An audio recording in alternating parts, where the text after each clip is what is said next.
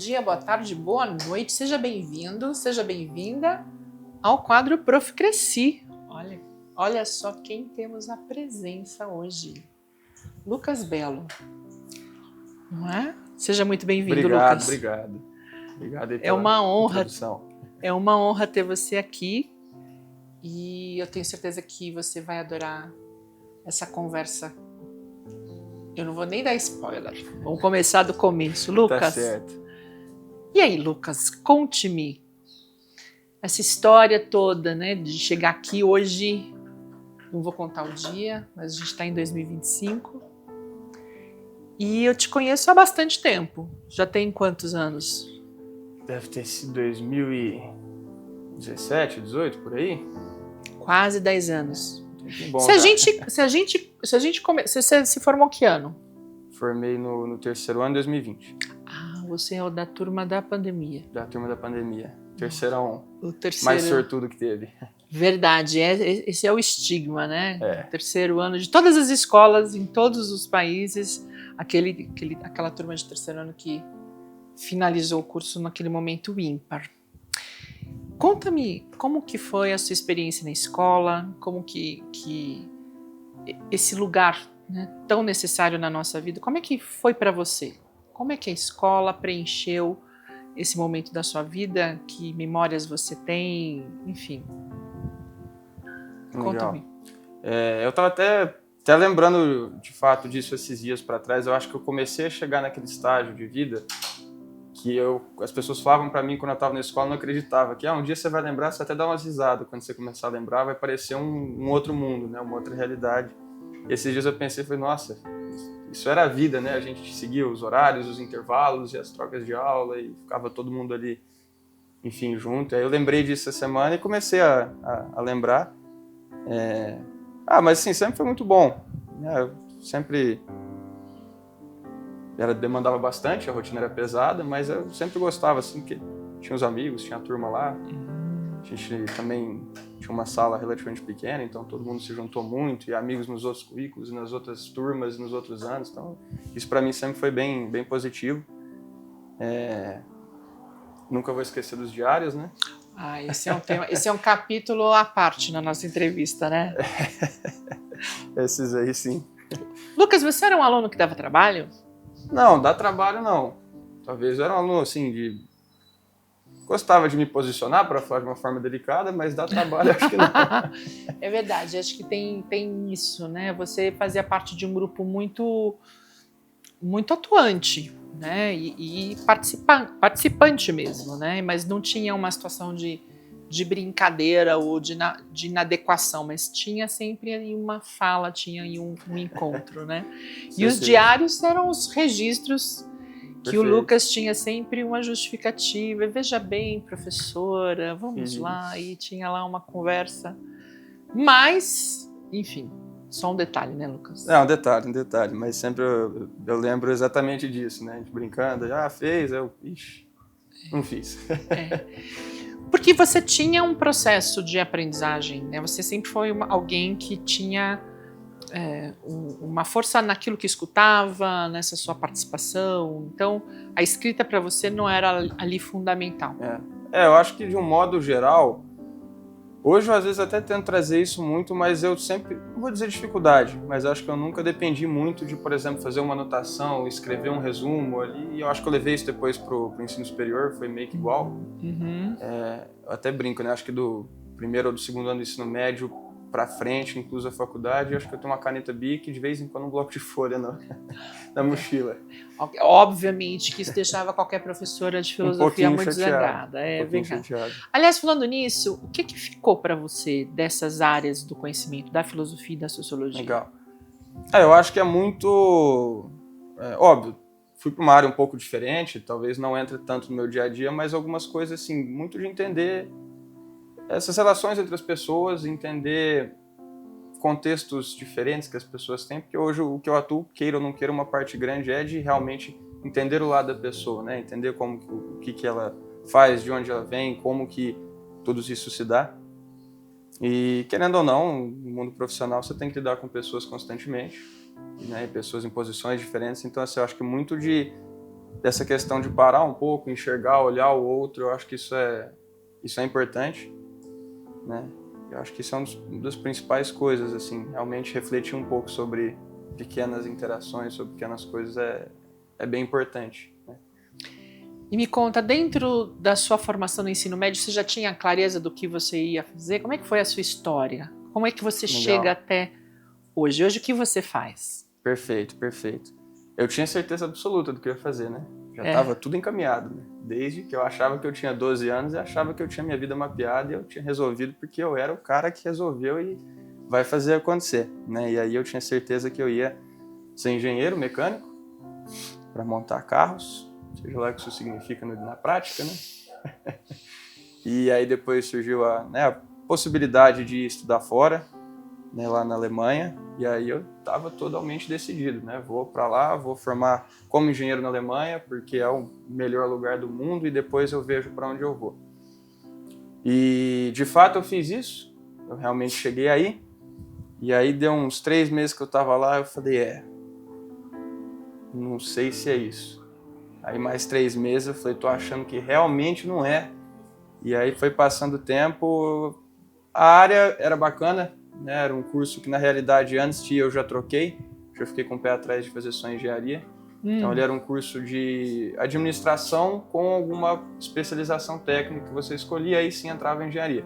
Mas logo ali eu já tirei um pouquinho... né? Você começou a diversificar. Isso. E aí depois também de um tempo eu percebi que lá não era o lugar também. Ou pode ser, mas enfim, talvez não era o momento de eu estar lá. Experiências aí. E aí voltei pra cá e falei, bom, agora eu tenho que fazer alguma coisa da vida de novo, né? Não, espera um pouquinho então. Então vamos lá. Você tinha uma certeza. E aí essa certeza foi se construindo a partir dessas experiências. E você falou, não é isso, chega. Não é isso. Do curso foi uma realização de que talvez eu gostava mais do mercado, da parte dos números. Um pouco antes de eu ir, eu tive um tempo entre a escola e o período que eu fui estudar fora, que ali eu já estava trabalhando também em algumas áreas, até um pouco mais voltado ali para o lado comercial. E aí eu acho que eu já fui percebendo ali que talvez o que eu não queria era ser literalmente o engenheiro que monta o carro. Mas talvez uma pessoa que está envolvida nesse mercado, mas na parte do negócio da coisa. Assim, isso é uma área que eu sempre fui completamente apaixonado. Quem me conhece até hoje sabe que se precisar eu paro uma coisa que estou fazendo no meio da rua porque eu escutei o barulho de um carro que eu achei diferente. Então ali eu falei, olha, talvez não é isso. Aí eu já fui para esse curso que era um pouco mais voltado para o lado do negócio da coisa. E aí teve a questão de morar fora também, morar lá. Óbvio, como qualquer lugar tem os pontos bons, os pontos ruins, mas eu fui chegando à conclusão que não encaixava muito naquilo que eu queria mesmo ali pro meu dia a dia, aquilo que eu buscava. E aí foi passando o tempo, fui fazendo algumas coisas, e aí eu decidi também voltar. Eu fiquei 1 ano lá, talvez 1 ano e alguma coisinha. Interessante isso, Lucas, e eu queria muito que você contasse, porque é muito comum as pessoas fazerem esse primeiro contato na universidade, seja em qualquer curso, e se deparar com aquilo que é o real, que é diferente daquilo que foi idealizado, né? Só que nem todo mundo tem a coragem que você teve de olhar para isso e reconfigurar a rota. Muita gente, até porque você sabe que chegar neste lugar não foi simples, não foi fácil, enfim, muitas expectativas, né? Perfeito. Uma história ali para validar, e não é todo dia que a gente constrói esse caminho, mas dizer em determinado momento, acho que eu vou retornar, né? E retornar só no sentido físico, mas no sentido mesmo de projeto de vida. E muita gente não tem a coragem que você teve. Eu acho que, assim, primeiro, uma coisa assim, isso eu não tinha como saber antes, né? Olhando para trás, eu acho que talvez ela foi uma ida um pouco baseado num caminho que já estava acontecendo, então, eu já estou nessa rota, deixa eu terminar. Já tô quase, né? Por que não ir? Já me preparei para ir, mas não talvez de fato que era aquilo que eu sentia mesmo que eu queria dentro de mim, né? E aí quanto a isso é uma coisa que eu nunca tive muito problema. essa mudança de rota, porque eu pensava, olha, se for para fazer alguma mudança significativa na vida, que seja jovem, que seja o quanto antes, porque aí eu vou, como você falou, né, reconfigurando e eu acho alguma rota ali para mim. Então aí chegou um momento que eu falei, realmente não é para mim. Lógico, a experiência é muito boa, aprende coisas, mas muito diferente daquilo que eu estava buscando. O curso em si eu achei legal, eu achei bacana, assim, realmente era uma área que me interessava, mas acho que talvez foi um pouco mais o lugar que me fez querer mudar essa rota. E aí você volta para o Brasil e como é que as coisas aqui, como é que você... Legal. Eu voltei para cá nesse meio tempo, que antes de eu ir, eu comecei a trabalhar com algumas coisas e depois em outras. Nesse período eu comecei, inclusive, também a querer ser youtuber, fazer um canal no YouTube. Acho que você consegue adivinhar o tema, que era o canal? O tema? Sobre engenharia mecânica? Perfeito, sobre carros. 100% sobre carros. Ah, que legal! E aí começou esse projeto e nessa eu estava tentando fazer outras coisas. Assim, eu estava numa fase que eu estava tentando fazer um pouco de tudo e testando, porque uma coisa que é muito de mim, assim, eu acho bom, mas às vezes eu sei que atrapalha, é que eu brinco que eu estava na escola pensando na faculdade pensando no trabalho, e no trabalho pensando, sei lá, né, assim, um pouco querendo já, vamos fazer as coisas, deixar estruturado e já vou começar a vida ali. Aí eu voltei meio sem um rumo tão claro. Eu voltei com a possibilidade de talvez até ir para fora de novo, mas em algum outro local. Mas eu já sentia que eu estava precisando era ficar aqui um tempo mesmo. E aí eu voltei no meio de 2023. E aí eu pensei, bom, eventualmente eu vou ter que voltar para alguma universidade. Estava numa fase também que eu achei que eu não ia precisar disso, que eu ia conquistar o mundo inteiro sozinho, mas aí eu falei, não, tá bom, vai. Acho que é justo, acho que vai agregar. E aí eu fiquei esse tempo somente trabalhando. Fiquei um tempo indo para lá e para cá, aqui em São Paulo, fiquei um tempo em Minas, trabalhei um pouco em fazenda, enfim, fiz um monte de coisa nesse meio tempo. E aí eu comecei de novo a faculdade em 2024 e aí já troquei de novo de carreira, que aí apareceu uma oportunidade numa empresa de prestação de serviço de cabeamento, elétrica, monitoramento, enfim. E aí ele, o dono lá, ele precisava de alguém para fazer o dia a dia acontecer, né? O operacional, cuidar das finanças. Aí eu falei, eu já estou precisando de alguma coisa, é mais ou menos na minha área, vamos tomar esse risco. Foi muito bom, aprendi bastante mesmo, ainda mais que foi um momento que eu tive que realmente me virar bastante, né? E gera no momento também onde as contas, os boletos, gera parte da minha realidade, então assim, foi muito bom nesse sentido. Mas fiquei um tempo também, não era muito aquilo ainda. Sabia que já era um negócio bom, já geria uma equipe, cuidar ali de finanças, isso eu já vi bacana. Você gostou disso? Gostei bastante, eu sempre gostei de qualquer coisa de cuidar, gerenciar, de organizar, isso aí sempre foi uma coisa que me chamou muita atenção, né? Mas aí também chegou um tempo que eu falei, olha, tá bacana, a posição é até boa, mas eu sei que aqui eu vou estagnar um pouco. Né? Então, assim, não tinha uma perspectiva tão clara de crescimento, não tanto quanto promessas, e aí eu falei, isso aqui tá bom por enquanto, mas eu sei que eu já tenho que começar a preparar para alguma coisa, e nesse meio tempo estudando em paralelo também.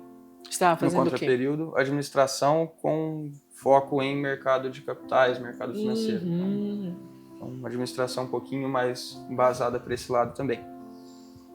Eu falei, eu já estou fazendo esse curso, já é o que eu gosto, eu vejo que eu sempre senti que eu ia acabar indo para essa área, então eu falei, eu vou começar aos poucos a entrar mais na prática dentro do mercado financeiro.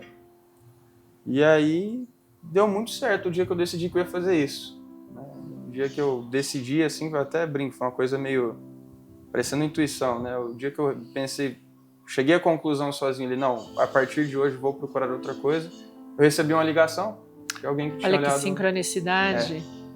Foi no mesmo dia, né? Eu decidi isso na hora do almoço, às 6 horas da tarde eu recebi uma ligação. O pessoal tinha olhado o meu perfil no LinkedIn, queriam conversar e gostaram das experiências que eu já tinha passado. E aí cá estou. É que interessante isso. A gente também às vezes tem um certo... Hoje a gente falou bastante sobre isso. Às vezes a gente tem uma certa ideia de que é preciso um tempo grande, mas na verdade não é o tempo que define, mas é o lugar que nos toca essa certeza, né? Perfeito. Que pode ser... Eu conto essa história num dos vídeos, que assim, eu estava num domingo à tarde assistindo um programa de televisão e aquilo tomou um lugar em mim, e eu tive uma certeza que não passava pela razão, passava por um outro lugar, né, pelo sentir. E você também, naquele dia você falou, não. Assim, eu sempre fui uma pessoa muito racional. Às vezes alguns pontos até demais, né? Até já fui muito cobrado sobre isso, mas ao mesmo tempo uma coisa que eu sempre confiei muito foi na minha intuição, muito, mas assim, muito mesmo. Se eu sentia, eu falava, não é aqui, deixa eu virar para direita, e aí as coisas iam se encaixando. Então quando apareceu eu já fiquei, na própria conversa bem inicial que eu tive, eu já falei, nossa, parece que é um caminho legal, deixa eu descobrir como que é isso. Né? E aí foi o que mudou minha vida mesmo, na realidade. Há quanto tempo você tá? Legal, eu já tô desde o início do ano lá. Assim, completamente, né? Eu comecei por um tempo, e aí isso foi um pouquinho difícil de conciliar, fazendo 3 coisas, estudando, fazendo um trabalho e já fazendo outro, para eu já ir me inserindo e fazer essa transição. Porque a posição que eu estava nessa empresa de serviços, eu não podia simplesmente falar, olha, hoje eu tô aqui, amanhã eu tô fora, porque muita coisa dependia de eu estar ali, né, no dia a dia. Então eu tive esse período de transição e aí desde o começo do ano eu já estou completamente nessa nova carreira aí. Porque tem uma questão da responsabilidade, né, Lucas? Isso para mim eu sempre levei a ferro e a fogo. São pessoas que dependem do andamento da empresa e assim, além da relação profissional que eu tinha com o dono da empresa, ele sempre foi alguém que se mostrou muito solícito, né? Sempre teve um carinho bastante grande, desde me ensinar a fazer tudo. Então assim, para mim era inegociável fazer as coisas corretas, né? Tanto que o pessoal de onde eu estou hoje, eles queriam que eu começasse na semana seguinte. Eu falei, gente, isso é impossível. Eu quero muito vir, isso vai acontecer, mas isso é completamente inviável. Eu preciso organizar a casa antes. Sim. Eu acho importante você dizer isso, porque e é claro que eu estou fazendo uma generalização, né? Mas o que muito tem se falado sobre a sua geração, né, a geração a qual você faz parte, é uma certa, eu não vou falar displicência, mas quase beira isso, né? Assim, existe hoje um outro perfil de que as atividades profissionais, assim, a carreira, ela é do sujeito, ela não é da empresa. Então aí a gente vai construindo isso a partir das oportunidades. Só que em nome dessas oportunidades, projetos vão ficando pelo caminho, né? Responsabilidades vão ficando em segundo plano. E há um detalhe que faz toda a diferença, né? Quer dizer, faz assim, uma coisa que eu aprendi dentro de casa e depois com a vida, saia dos locais e deixa a porta aberta. Né? Então, isso para mim era muito claro que, olha, vamos fazer, mas fazer do jeito correto. Eu ainda tenho coisas para fazer lá, tem pendências, depois que eu resolvi tudo, aí chamei uma outra pessoa, encontrei uma pessoa que achei que se encaixava ali, treinei essa pessoa um tempo, aí sim eu fiz a transição. Eu fiz a transição 100% ali. E hoje, como que é a vida do Lucas? Hoje minha vida é cansativa, sério. Não, mas brincadeira. Realmente minha rotina hoje é completamente maluca, então hoje o que eu faço é consultoria financeira. Então, a gente até pode entrar um pouquinho no detalhe disso, mas assim, resumidamente, eu olho para toda a vida financeira das pessoas e aí é um trabalho que ele é bastante comercial, ao mesmo tempo bastante técnico e tem muitas responsabilidades de coisas que eu fui acumulando conhecimentos de outras experiências ao longo da vida, né? Então hoje eu ainda tenho as responsabilidades de gestão, formando a minha própria equipe lá dentro. E então assim, minha rotina é um pouco caótica. Eu queria falar um pouco sobre essa questão, porque falar sobre finanças é um tabu. Com certeza. É um tabu, né? A gente pode falar sobre muitos assuntos, mas quando a gente fala sobre os nossos rendimentos, os nossos gastos, existem até famílias, casamentos, em que as pessoas dividem tudo menos a sua história. E é claro que a gente também está falando de uma aprendizagem, porque ninguém nasce sabendo, mas de uma aprendizagem familiar. E a gente também está falando de um país que tem uma história que, enfim, a cada geração a gente vive um momento diferente com relação à economia, ou seja, aquilo que acontece no campo macro tem uma influência no micro. Então, assim, tem algumas coisas que eu queria que você falasse. É mesmo um tabu, né? Eu acho que eu estou olhando de fora. É mesmo um tabu falar sobre finanças, né? As pessoas são resistentes a isso, assim. Como é que é essa... Todo Já mundo foi. quer... Desculpa te interromper. Não, Todo mundo quer ter uma vida financeira Exato. saudável, mas isso vai até a página 2, quando as pessoas parecem não ter muita, enfim, segurança ou confiança, ou, enfim, não sei que nome dá, para abrir essa questão, né? Legal. Já foi mais, mas ainda é bastante. Então, assim, até porque esse tipo de atuação lá fora é algo que já é muito comum há bastante tempo, várias décadas, inclusive. E é algo que sempre foi deixado muito de lado, porque aqui a gente, evidentemente, não tem educação financeira. Sim. Como você falou, a gente não é algo que vem do âmbito familiar, Não. que as gerações anteriores também não foram passando isso para frente. Isso.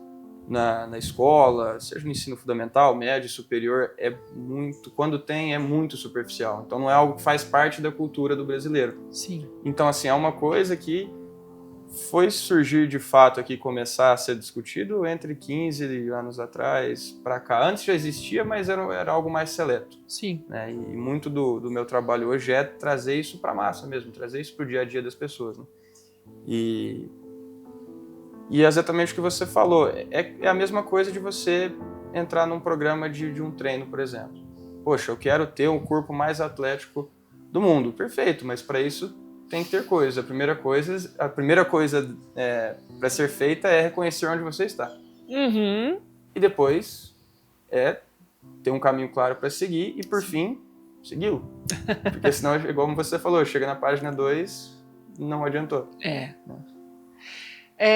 Quais são os principais... Aí a gente não vai fazer uma consultoria, porque essa é uma conversa maior, mas eu vou aproveitar que a gente está aqui para fazer... Quais são, na nossa cultura, quais são os comportamentos, como eu posso dizer assim, os mais equivocados, assim, o que é comum, né? Dentro da nossa história, na sociedade, assim, o que é sempre um marcador de algo que nos atrapalha? E o que nós temos culturalmente que é um elemento muito, muito, não sei se é uma palavra importante, mas assim, que ajuda? Dá pra gente fazer ou é muito diverso essa observação? É bastante abrangente, mas tem características comuns, né? Então, o que eu sinto muito hoje aqui, as pessoas não têm essa visão, talvez, um pouco de um médio e longo prazo quando está falando das próprias... Na verdade, de tudo, né? E assim, ainda mais essa geração, eu sei que é a minha também, mas todo mundo acaba sendo um pouco imediatista, pelo menos na minha visão. E isso reflete bastante também, então as pessoas entendem, não, poxa, hoje eu posso tomar determinada decisão, porque hoje eu consigo, mas não pensem como isso vai impactar lá na frente. E o contrário também, poxa, às vezes está deixando de fazer certas coisas hoje para se proteger lá na frente, para ter essa independência que todo mundo busca. Né? Então eu vejo que isso é uma coisa muito comum, mas muito vem da falta de conhecimento. É uma coisa que... A gente não equaliza essa perspectiva, a gente não faz um ajuste fino dessa perspectiva. Exato. Então, ou tem alguém que é perdulário, dinheiro na mão é vendaval, e eu faço parte desse clube. Vamos que a vida é agora, e tá certo. E por outro lado, pessoas que vivem uma vida aquém do que poderia, porque fica colocando lá adiante uma vida que talvez nem chega a usufruir. Então, ajustar essa rota, quer dizer, nem tanto mar, nem tanto a terra. Aristotelicamente falando, a virtude, né? Achar o ponto de equilíbrio. Legal. Eu vejo que é muito isso, é sobre ponto de equilíbrio. Porque assim, como você falou, tem aquela pessoa que, o dinheiro está na mão, eu vou gastar, eu vou fazer tudo e está tudo bem. Com a pessoa, tem outras pessoas que entendem que não, eu não posso gastar nada, não posso fazer nada, preciso só me prejudicar, e você acaba deixando de viver a vida. Eu gosto de enxergar da seguinte perspectiva: o dinheiro, ele faz parte do nosso dia a dia, queira ou não queira, por bem ou por mal. Então a vida financeira ela tem que ser levada com a mesma importância do que a saúde da mente também e a saúde Sim. do corpo. Perfeito? E o que é o objetivo no fim do dia de você ter a sua vida financeira em ordem? Não é pelo dinheiro, é para você poder focar nas outras coisas que é na mente e no corpo. Por quê? Porque isso aqui já foi resolvido. Então eu sempre trago esse trabalho nessa perspectiva. O dinheiro, ele é importante, é inegável, é o quão essencial ele é para a sua vida, mas ele não é o fim, ele é somente o meio. Então a ideia é trabalhar isso. Tem uma frase que diz que não importa quanto a gente ganha, o que importa é como a gente gasta e a gente investe. Isso é verdade? Sim, evidentemente tem exceções, mas dá para dizer que sim. Porque até falando um pouco da minha experiência ali, tendo diversos tipos de momentos de vida, perfis de clientes, e a maioria das vezes o problema não é renda. Porque você encontra os mesmos problemas em rendas que às vezes tem 5, 6, 7 vezes de diferença uma da outra. Então é muito o hábito, né, é muito a forma como usar, e aí volta no ponto, isso tudo geralmente vem da falta da prática e do conhecimento da coisa. Então, quem está assistindo, de repente, pensa assim, mas eu não tenho uma renda tão... né, eu tenho um salário pequenininho, esse não é o tipo de assessoria que faça a diferença. Faz toda a diferença, né, Lucas? Não, faz toda a diferença. E assim, uma coisa que eu sempre falo, né, às vezes as pessoas falam, pô, mas eu não tô com, de repente, algum caminho claro agora, ainda, sei lá, principalmente às vezes alguém que de repente é um pouco mais novo. Mas nesse caso eu sempre falo que vale a pena, porque quanto antes você aprende, o seu eu do futuro vai te agradecer muito, né? Desculpa se a gente ia falar uma coisa. Não, pode falar. Não, eu tô pensando, você tá falando, a gente tem uma preocupação, assim, quem é meu advogado, quem é meu médico. A gente precisa saber quem é meu consultor financeiro, com quem eu converso sobre isso, porque às vezes essa conversa fica na mesa da cozinha, na família, às vezes a gente conversa de uma forma parcial, até porque a gente acha, eu não quero falar sobre isso, né? Eu não quero que a minha vida financeira fique sendo... Então, o consultor, ele tem um papel de bastante profissionalismo e de uma coisa muito importante que eu também considero, que é a descrição desse processo, né, Lucas? Como que é? Exatamente. A gente segue basicamente os mesmos padrões que, por exemplo, um psiquiatra ou um psicólogo. Eu gosto de usar essa referência que eu acho que fica mais visual para as pessoas. Sim. Então, a ideia é que a gente está ali para... Eu falo que é mais parecido com o psiquiatra. Falando de uma forma muito banal, mas assim, não só eu identifico o problema, mas eu também dou o remédio. Sim. Então, por isso que eu falo que é até mais parecido com um do que com o outro.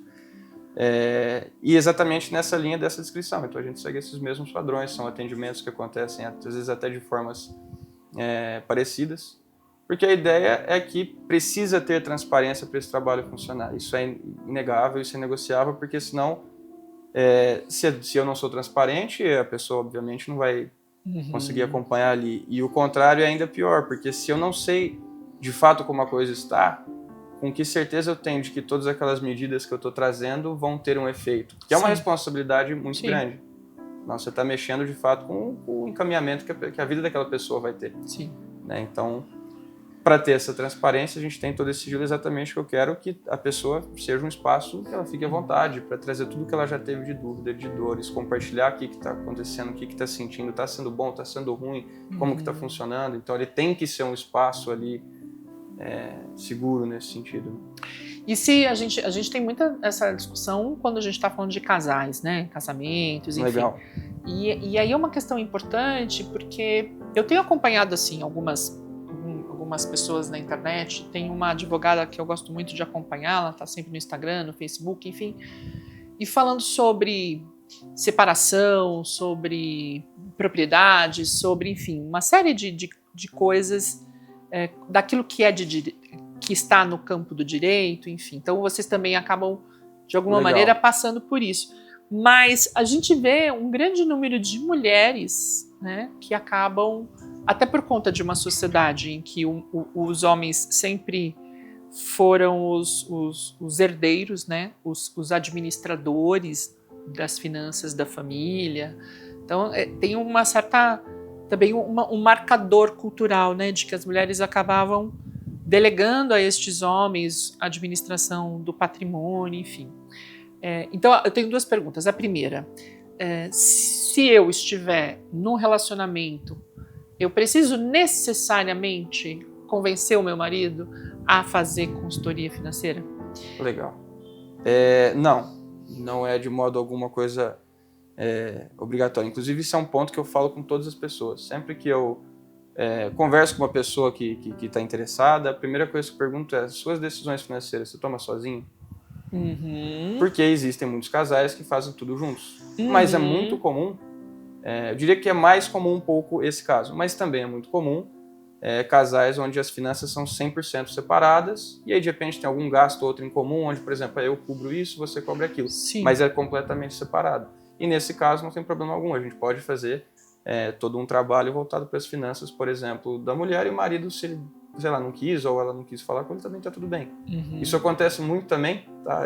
Às vezes as pessoas falam: olha, eu quero fazer o que eu sei que eu preciso, mas meu cônjuge não sei se vai gostar, tem problema se eu não avisar. Eu falei: olha, eu vou entregar o trabalho como profissional da melhor forma, e essa questão familiar não necessariamente impacta. Porque você está dizendo: olha, eu não preciso, esse é um assunto para você resolver em casa. Perfeito. Aquilo que te cabe. Mas é algo muito delicado também, eu sempre tomo bastante esse cuidado, porque eu não vou falar um número, porque senão o pessoal vai pesquisar e vai ver que eu estou errado. Mas é uma porcentagem muito grande mesmo de separações e divórcios, elas têm relação com a vida financeira. Esse é um aspecto que eu queria muito tocar nesse assunto, que é delicadíssimo. Mas eu falo de um lugar, né? Que eu falo de um lugar em que eu vejo mulheres vivendo situações muito dramáticas em função de separações e um desconhecimento sobre as finanças do casal e, em muitos momentos, até uma responsabilidade legal sobre decisões que não foram tomadas por elas, né? Então, assim, a gente precisa enxergar a vida financeira de uma forma um pouco mais responsável. Seria isso, Lucas? Exatamente, porque isso impacta, porque, de novo, é uma parte intrínseca da sua vida. Então, por exemplo, se a sua mente não está bem cuidada, você não concorda que isso vai refletir na sua saúde física? Sim. Vai refletir nas suas relações, porque você não vai estar bem. Enfim, talvez isso pode levar a ter conflitos, você não vai estar bem consigo mesmo. Se a sua saúde do corpo não está bem, isso reflete instantaneamente na mente, porque aquilo desgasta muito e vice-versa. A vida financeira é a mesma coisa, né? Isso leva muito conflito, isso leva muito desgaste. Eu vejo, e de novo, não é uma questão de renda, mas muito do estresse que as pessoas têm hoje em dia, ainda mais com o jeito que a sociedade toda está instaurada, vem disso. Vem dessa incerteza, vem desse medo, vem desse: poxa, o boleto vence dia 10, eu vou fazer o quê? Só que aí a gente tem uma parcela da sociedade que talvez não está ideal, mas vai conseguir lidar, mas aí você tem uma grande parte das pessoas que a pessoa fala: legal, tem uma renda ok, mas aí tem 3 filhos para criar, tem o cônjuge, tem responsabilidades, tem que cuidar da mãe que de repente já está mais de idade, um sobrinho que o tio veio a faltar, então assim, isso desgasta muito, isso acaba impactando muito. Então aí que vem a importância de você ter isso bem encaixado, né, bem encaminhado. Olhando para outras culturas, né? Onde é que a gente tem uma aprendizagem que a gente pode olhar e falar: olha, ali existe um cuidado maior com isso? Legal, são de formas diferentes, mas na própria América do Norte isso já é algo um pouco melhor trabalhado, porque na realidade não só a vida financeira, lá no ensino básico existem muitas habilidades da vida fora da escola que já são passadas desde as crianças, depois dos adolescentes. Então, desde coisas bobas não, né? Mas enfim, de aulas de marcenaria, de jardinagem, de pintura, enfim, habilidades que você possa ter que usar depois, e também um pouco se fala da vida financeira. E lá o mercado financeiro ele já é muito mais maduro que aqui, então consequentemente já é algo que as pessoas têm um contato muito maior no dia a dia. Na Europa, isso também é algo mais avançado. O modelo que a gente utiliza hoje aqui de consultoria e planejamento financeiro, ele tem base totalmente no modelo europeu, inclusive. Que lá já existe esse tipo de profissional há bastante tempo. Então, o que a gente atua aqui hoje no Brasil, que é praticado, é bastante espelhado no que tem lá, com algumas influências de alguns outros lugares. Então, eu diria que esses dois pontos aí. E aí tem alguns mercados na Ásia, a China é muito É muito diferente a forma que a vida financeira também é levada para as pessoas, como funciona o mercado, como funciona esse dia a dia também é bastante diferente. Aqui o que eu vejo é isso, falta esse conhecimento, não faz parte da trajetória acadêmica, né? E nem familiar, geralmente. E eu acho que a gente toca num assunto nisso que é muito sensível, que é a ausência de uma educação financeira, ela abre margem para uma situação como dependência de jogos eletrônicos, né? Porque assim, Legal. a pessoa que a maior parte, pelo menos se tem notícia das pessoas que estão dependentes desses jogos, elas fazem muito em função desse vender almoço para pagar o jantar. Quer dizer, a gente está falando de pessoas que e em todas as classes sociais, né? A gente também precisa dizer isso. Sim. Essa ideia de que não, eu preciso desse dinheiro rápido e isso acaba acontecendo nas primeiras tentativas e é uma armadilha muito, muito grande. A gente está vivendo um adoecimento de uma parte da sociedade em função disso. Quer dizer, então pensar em educação financeira é pensar não só nos sujeitos, mas em toda a sociedade, toda essa coletividade. E assim, isso é um tema que tem sido discutido com mais frequência pela intensidade, o impacto que isso está tendo. E eu garanto para você que a grande maior parte dos casos é exatamente essa de, poxa, faltou, eu vou precisar tirar de algum lugar, deixa eu tentar ver se esse negócio vai funcionar. E aí funciona uma vez, funciona duas vezes, e aí depois, no longo prazo, matematicamente, é um jogo feito para você perder.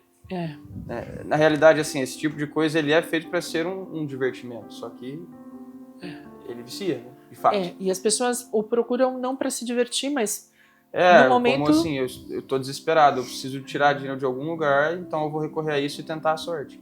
Só que nessas a gente tem casos muito, muito complicados, mais do que as pessoas imaginam. Inclusive de pessoas me procurarem e falarem, vamos ver como é que é isso, eu fazer todo um trabalho com a pessoa e ela, infelizmente, por conta do jogo, não consegue nem ter hoje um trabalho desse, porque os próximos 5 anos da vida dela já estão comprometidos com as dívidas que vieram decorrentes de um jogo desse. Então, acontece bastante também. Onde o Lucas fala o que eu estou fazendo faz sentido para mim? Onde está o propósito? Em que momento você fala é para isso que eu cheguei aqui? Legal. Quais informações, quais notícias te fazem continuar nesse trabalho que é tão laborioso? Legal. De fato, a gente depois pode falar um pouco disso. Acho que é algo importante para falar para essa turma mais nova, dessa parte de rotina. Mas eu gosto muito do que eu faço ali. Eu acho que o propósito ele vem muito de disseminar isso. Assim, eu já sou muito grato, porque eu nunca passei uma situação de necessidade de fato. Mas houveram muitos altos e baixos ao longo desse caminho todo. Sim. Né? Então, assim, eu sei o tanto que a falta de uma estruturação nesse sentido ela pode impactar. E aí, de novo, no primeiro momento a parte financeira e segundo momento das relações entre as pessoas. Sim. Então, assim, primeiro poder hoje atuar nisso, ter um conhecimento sobre isso e levar isso para as pessoas por si só já é muito gratificante. Mas, e aí tem o reconhecimento, lógico que é bacana, isso é muito bom, mas acho que aquele momento que brilha o olho é quando você recebe notícia de alguém que conquistou alguma coisa através de um trabalho que você pôde proporcionar, e isso são essas pequenas coisas que fazem todas as 14 horas trabalhadas num dia valerem a pena. Eu acho que isso, trazer essa clareza, uma pessoa virar para você e falar, poxa, é a primeira vez na vida que eu consigo entender sobre dinheiro, ou, poxa, eu conquistei algo que eu estava querendo há muito tempo e isso foi através dessa organização. Isso para mim não tem sensação igual, né? Porque a gente precisa viver hoje, mas planejar o futuro, né? A gente precisa olhar para isso. Mas eu vejo que tem esses dois fatores. Primeiro é o fator histórico, então, de fato, foram as colônias, então toda a sociedade, toda a economia foi estruturada de uma forma muito diferente, isso impacta. E essa questão comportamental fica afetada por isso, do ser humano e indivíduo. E você quer ver uma outra coisa que parece talvez um pouco desconexo, mas impacta também? Já parou para pensar que aqui a gente tem uma constância ao longo do ano de clima? Sim. Tá, tem uma fase mais fria, uma fase mais quente, mas não muda tanto. Sim. Lá fora você tem 4 estações bem definidas que impactam, e antigamente impactavam muito mais, pensando na agricultura também, que você tem que se preparar para isso. Sim. Então você tem que se preparar para quando o inverno está chegando, você tem que se preparar para quando a neve vai derreter, você tem que se preparar para a época que vão vir as flores, para a época que você vai conseguir plantar, ter a colheita, você tem que se preparar para estocar isso tudo depois. Então existe essa necessidade do preparo com antecedência que não tem. Não que isso seja o principal fator, mas eu já vi estudos, pesquisas que indicam que ao longo das várias centenas de anos esse tipo de coisa influencia o comportamento da sociedade também. Mas isso é muito interessante, porque eu estou pensando aqui que a gente vive num país, uma terra que tudo dá, como está historicamente registrado, mas a gente acaba tendo determinadas culturas que têm 2 safras no ano. Exatamente. Então a gente tem uma exuberância, uma riqueza na natureza, uma riqueza de recursos, água, solo, que faz com que a gente seja talvez um pouco perdulário nesse sentido, né? De não ter uma preocupação com aquilo que possa vir a faltar, porque a natureza até agora, né? Pelo menos a gente está indo para uma direção bem preocupante em relação à escassez dos recursos naturais. Mas isso tem um aspecto interessante, né? Eu me lembro de um amigo contar de uma avó. Então ele fala, eu tenho uma avó mineira e uma avó, enfim, europeia. E na casa da avó europeia eu vou tomar café, ela coloca 3 bolachinhas para mim, para o meu café com leite. E a minha avó mineira, né, a comida fica em cima da mesa o dia inteiro, e, enfim, sobra, e enfim. E aí ele contando um pouco sobre isso, né? Porque aquela outra avó que coloca 3 bolachinhas, ela sabe o que é a guerra, ela sabe o que é a fome, ela sabe o que é a escassez, ela sabe o que não é, o que significa não ter.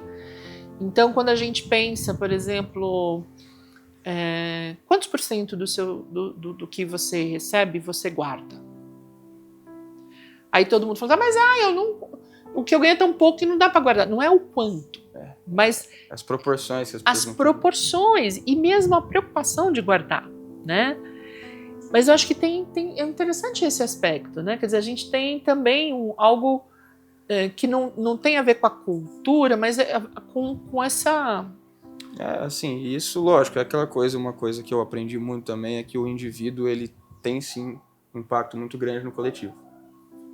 Lógico, cada coisa nas suas devidas proporções, mas o comportamento das pessoas vai influenciar. E voltando nesse ponto que você falou sobre o Brasil, de fato, é um país com potencial gigantesco. Eu tenho um pezinho um pouco na agricultura e na pecuária, é uma coisa que já vivi muito e que eu também sou muito apaixonado, então é uma coisa que eu sempre trago isso, gente, né? Essa questão de ter 2 safras, isso é algo sensacional, que as pessoas acabam passando batido porque aqui a gente já está acostumado com isso. Né? A diversidade de climas aqui permite a gente ter culturas que vários locais do mundo têm. Hoje você planta qualquer coisa, ainda mais com o avanço da biotecnologia, com as técnicas de preparo do solo, você não tem que depender mais disso. Então, assim, é um país que tem um potencial muito grande, mas aí vem muito da questão comportamental, que depois influencia a questão cultural, dessa questão desse hábito de não se planejar, de não ter esse olhar até um pouco estratégico que ele é necessário. Né? Sim. Então, isso é interessante que você falou que realmente tudo acaba influenciando uma coisa a outra, desde o clima até a parte histórica, né? Bacana. Nossa, que interessante. Estou aqui com 1000 ideias, 1000 coisas pela frente.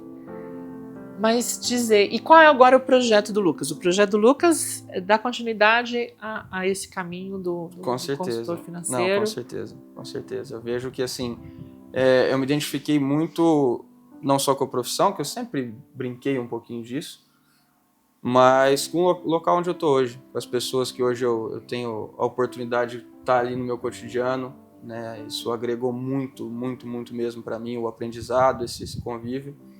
E a minha ideia é poder escalonar esse processo, né? Poder realmente fazer parte dessa mudança. A ideia é que a gente realmente quer trazer essa mudança intrínseca de olhar de uma forma diferente, de trazer o planejamento financeiro para a vida das pessoas e não ser somente algo de pessoas com grandes fortunas, que sempre existiu, uma Sim. gestão de patrimônio que a gente faz também dentro da profissão, mas ser algo que para todo mundo.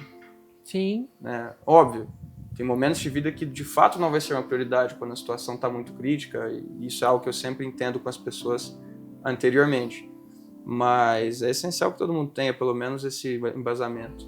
E que elas possam conversar, né? Exato. Mesmo que não para fazer um trabalho neste momento, mas colocar no radar.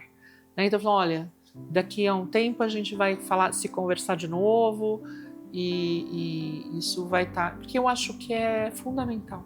Com certeza. É fundamental. Com certeza. Né? E é poder levar isso cada vez mais, poder expandir isso, para mim é uma coisa que eu fico muito feliz, muito mesmo. Então, apesar das horas trabalhadas, cansa, é algo estressante, não é uma rotina fácil. Sim, né? isso é Então, importante muitas vezes, dizer. ontem mesmo, sexta-feira era 10 horas da noite, eu estava no escritório. Sim. Que eu sei que para muitas pessoas, ainda mais nessa faixa etária entre 20 e 25 ali, por exemplo, até mais novo, é muito difícil. Mas é muito sobre uma questão minha, que não vou falar se é certo ou errado, eu acho que não cabe a mim, mas eu sempre tive muito claro que eu prefiro fazer o que for preciso agora e daqui a pouco poder ter a tranquilidade do que aproveitar toda essa fase 100% e depois ter que correr atrás do que eu deixei de fazer. É uma escolha que eu fiz para mim e sigo muito firme nisso. Então, vai muito disso também. Quando você faz algo que você realmente gosta, fica mais fácil. E você tem um trabalho que precisa de horários que não necessariamente as pessoas, né, quem você atende também não vai poder conversar com você no horário comercial. Então, essa esticada faz parte. Exatamente. Então, assim, faço atendimentos ao longo do dia todo, mas o horário da noite ele é muito procurado por conta disso. A pessoa já saiu do trabalho, já terminou as obrigações, já fez a academia dela, coisa nesse sentido. Então, das 6 horas em diante, é o horário que sempre costuma ter um movimento legal, às vezes final de semana. Né? Então, assim, eu não tenho horários fixos. Eu tenho a minha agenda que eu estruturo ela de uma certa forma, mas, assim, é muito variado nesse sentido, né? E uma outra coisa que, para mim, eu sempre gostei muito, muito, muito é dessa parte de gestão de pessoas. E ali, muito rapidamente já fui dado essa oportunidade também de ter uma equipe própria e formar essas pessoas novas. E é engraçado que eu até trouxe recentemente um menino, não desmerecendo ele porque ele é fora da curva, mas ele tá com 18 anos, vai fazer 19 e ele já chegando e não quero saber, eu quero fazer acontecer. Então, assim, é muito bom porque, como eu falei, eu vejo que o pessoal dessa geração tem algumas coisas assim que ao meu ver, vão ser dificuldades grandes lá na frente. Então, as pessoas um pouco, às vezes, muito imediatistas, não têm a paciência de entender que tem um processo nas coisas. Então, ver casos como esse, assim, é muito bacana. Né? E aí a rotina vem disso, porque são meus compromissos próprios, da equipe, ajuda um, ensina o outro e faz aquilo quando vê. O dia já foi. O dia já foi, a semana já foi, o mês já foi. Quando você vê, você não vê sua família, faz mais de um mês, mas tá tudo bem. E aí tem um professor aí, então, né, Lucas? Tem um professor aí, né? De repente, palestra, enfim. Tem alguém aí disposto a ensinar. Ah, sim, é muito bom. É a primeira coisa que você faz, né? Antes de você colher o resultado, de fazer a medida, de fazer o estratégico, você está ensinando a pessoa a olhar de uma forma diferente. Né? Então, muito da didática que a gente aprendeu na escola fazendo a ponte, acaba que fica refletido ali. Né? Quem quiser conversar com você, saber um pouco mais sobre o seu trabalho, você disponibiliza pra gente as suas redes sociais, o seu contato, e vai ficar, então, pra gente. Olha, muito obrigada. Não, eu que agradeço o convite, uma honra poder estar aqui. Eu que fico muito honrada, não é? Que foi uma conversa maravilhosa. Eu perguntei tudo que eu achei, quer dizer, tudo não, porque ainda tem um monte de coisa que eu quero saber, mas acho que foi uma conversa muito importante e muito de uma abertura. Acho que a gente começa uma conversa aqui, que não termina aqui, E quem sabe a gente vai ter a oportunidade de conversar com você em outros espaços do canal. Com certeza. E parabéns. E que coragem, né? Coragem de refazer a rota, de perceber que as certezas elas podem se esvair, né? E que isso não faz com que a gente se perca, ao contrário, que a gente se ache, né? Exato. Eu acho que assim, se você tem certo aquilo que você quer, ou também não está tão certo, faz o que for preciso. Faz o que for preciso e busca aquilo, porque isso traz uma realização muito grande. E que bom, a gente ganha, né? A engenharia mecânica perdeu, né? Mas a vida em sociedade e as relações humanas, né? Nesse assunto que eu acho tão sensível, tão importante, a gente só tem a ganhar. Obrigada pela sua vinda. Eu que agradeço. Foi sensacional. Se gostou? Curta, compartilhe, se inscreva no canal, distribua essa conversa para todo mundo que você conhece. E fica de olho porque essa conversa vai voltar. Até mais.